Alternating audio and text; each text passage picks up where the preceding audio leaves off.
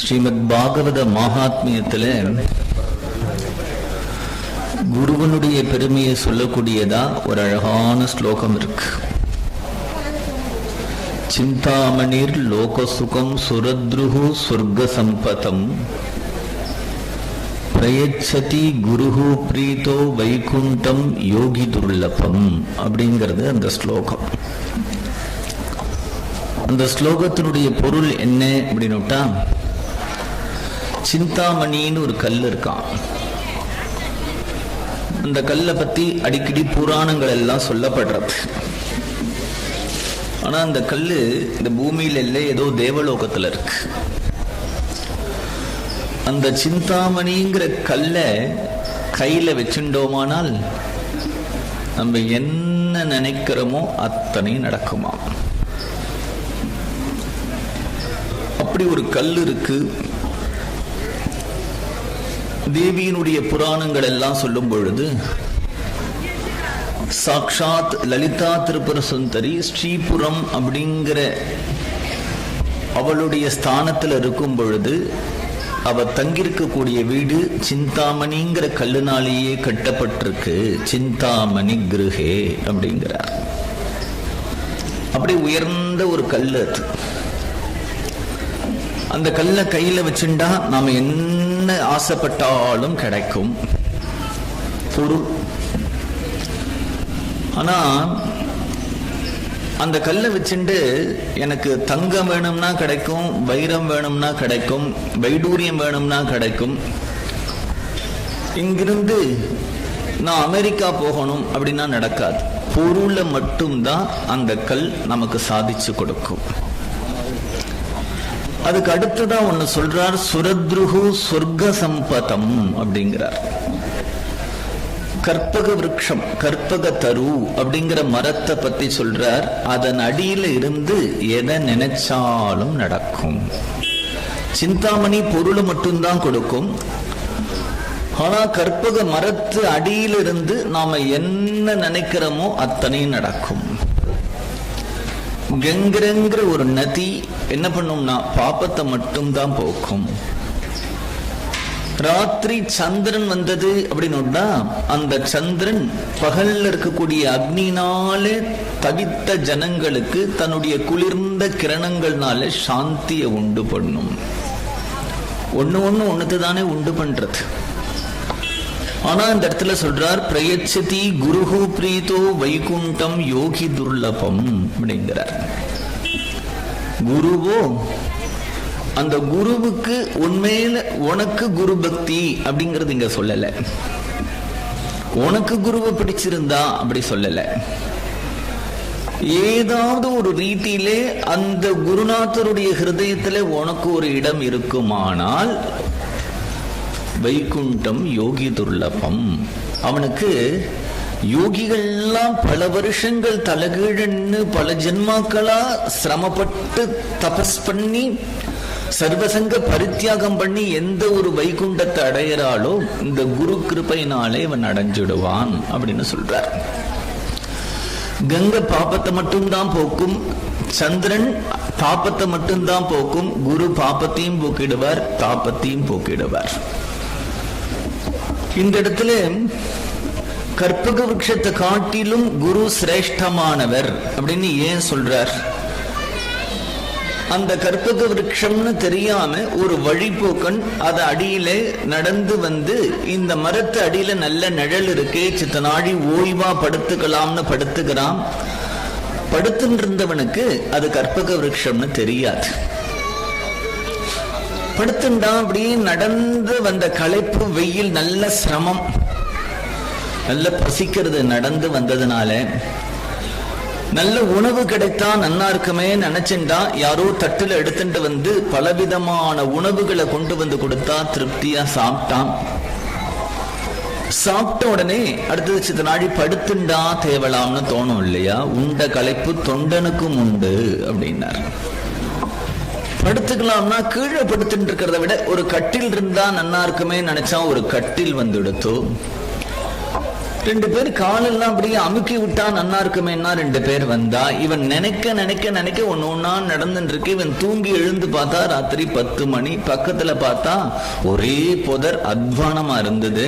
திடீர்னு அவனுடைய மனசுல அந்த இருட்டி அந்த புதரையும் பார்த்து பயம் வந்து, இங்க ஏதாவது சிங்கம் இருக்குமோ, புலி இருக்குமோ, நம்மள அடிச்சு சாப்பிட்டுடுமோன்னா அதுவும் நடந்துடுத்து இல்லையா?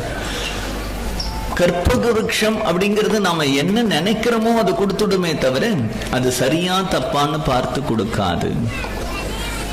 திருப்பாவையில் ஆண்டாள் சொல்லும் பொழுது, யாம் வந்த காரியம் ஆராய்ந்து அருளேலோர் எம்பாவாய் அப்படிங்கிறார்.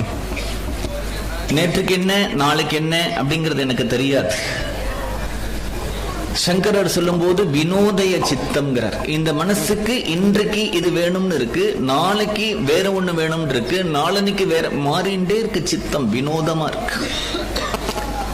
கொஞ்ச நாள் கழித்து நாமே கூட பகவான்கிட்ட நான் கேட்டுட்டதுனால ஏன் கொடுத்த அப்படின்னு கூட கேட்போம். திருப்பி நான் கேட்டா நீ கொடுத்துட வேண்டியதுதான், நான் இன்னைக்கு ரொம்ப சிரமப்படுறேன் இல்லையா அப்படின்னு பிரார்த்தனை பண்ணுவோம். அதனால பகவானுக்கு நாம பக்தி பண்ணிட்டே இருந்தோமானால் பகவானுக்கு நமக்கு என்ன கொடுக்கணும்னு தெரியும். பிடிவாதம் பண்ணினா கூட கொடுக்க மாட்டார்.